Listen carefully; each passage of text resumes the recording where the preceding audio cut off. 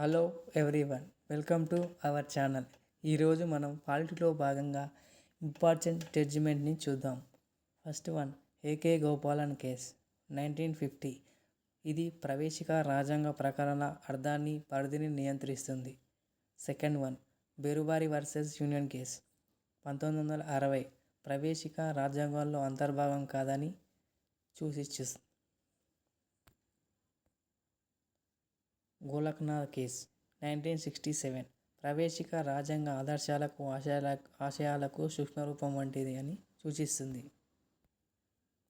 Kesavananda Bharati case 1973. ప్రవేశిక రాజ్యాంగ అంతర్భాగమే మౌలిక నిర్మాణం పరిధిలోకి వస్తుంది, పరిమితంగా సవరించవచ్చు. Next, Excel Wear case 1979. సామ్యవాద పద నిర్వచనం సూచిస్తుంది. నకారా కేసు 1983. సామ్యవాదం అనేది గాంధీయిజం మార్కిజం కలయిక.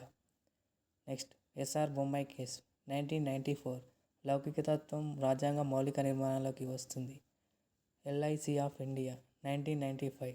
ప్రవేశిక రాజ్యాంగ అంతర్భాగమని పునరుద్ఘాటిస్తుంది. Next, Ashok Kumar Gupta case 1997. సామాజిక న్యాయం అనేది ప్రాథమిక హక్కు. అరుణ్ రాయ్ కేసు 2002. విద్యా సంస్థలు మత విలువల బోధన లౌకికత్వానికి వ్యతిరేకం కాదు అని సూచిస్తుంది.